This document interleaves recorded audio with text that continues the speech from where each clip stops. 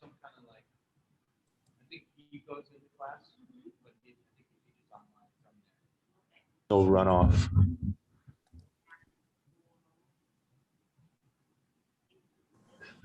Good evening, Coach. We'll start with questions from Leah B. Leah, go ahead.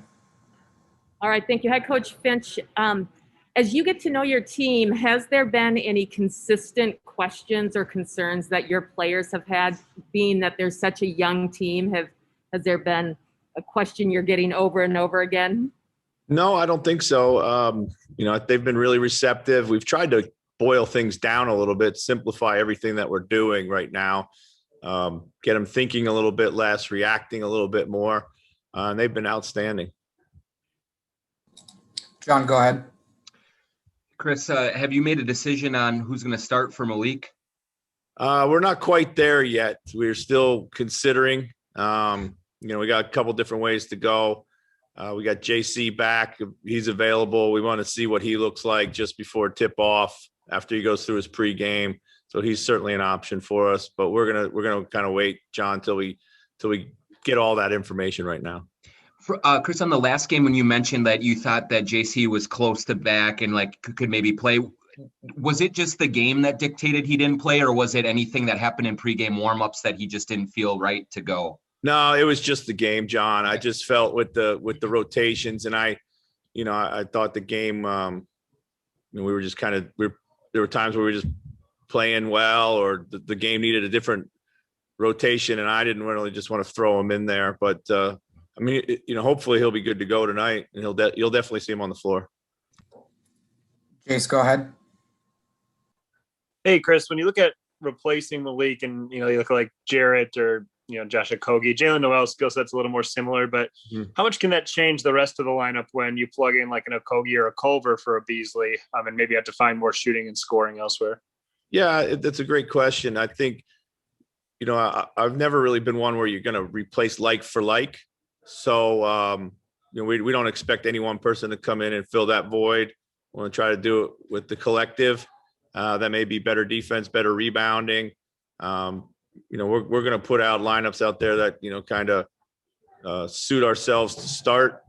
And then we'll go from there. I think you might see shorter rotations so we can get to different lineups. But yeah, there's going to be, I think if we play fast like we want to, then we might be able to survive some of the more non-shooting lineups. Kent, go ahead. Kent, unmute yourself, please. You talked the other day about how you finally had time to meet with the players one-on-one and get to know them. Seems like the circumstances have created such kind of a backward thing. Usually you get to know a team, then you start working with them.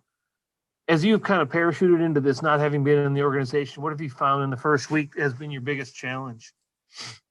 My biggest challenge is just trying to get on top of the workload and everything that's coming at me, whether mostly off court stuff, organizational stuff, and then trying to, reorganize, if you will, my thoughts for basketball. I told you before, we were just trying to streamline a lot of things, and that's been a process too. And as we go, want to start adding stuff, I want to make sure it jives with what we've decided to keep. So that takes a little bit of a little bit of manipulating or thinking about, if you will. Britt, go ahead. Hey, Coach, when you're facing a backcourt that has such volume usage with Beal and Westbrook, how do you adjust to that? Specifically, with somebody like Beal, do you shadow or do you kind of zone defense? And then the other thing is Westbrook being probably their best rebounder right now. How do you prevent him from just owning the glass from the weak side or whatever?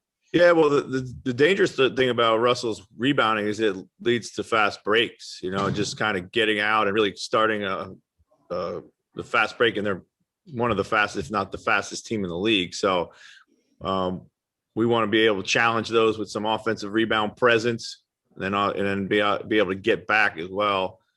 And then as to the first question about what we do with the high usage backcourt, we just need to see – they need to see as many bodies as possible. Those guys are the priorities. They have the ball in their hands a lot. The ball scores before anything else. So we got to make sure that we take care of that, kind of shut down their space and deal with everything else and try to build back out to it. Dane, go ahead. Coach, you just mentioned the idea of playing faster, kind of covering up maybe some more limited shooting lineups. In what ways do you see that kind of applying in the half court? How will that cover up for the shooting? Well, hopefully, some of our, let's say, lesser shooting lineups are probably some of our more potent defensive lineups. So maybe we can create some offense from our defense. Washington does turn it over at a fairly high clip, and we can hopefully use that to our advantage and get some offensive buckets, off of turnovers. Last question, Leonardo, go ahead. Hi, Coach. It's Leonardo Torres from Peru. Hope you're well.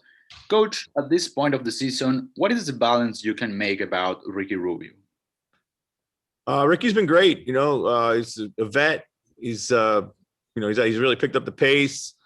I've always admired him. I saw Ricky play when he was 15 in Europe when I was coaching there.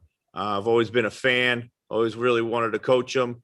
He plays exactly like you would want any point guard to play. Creates great shots.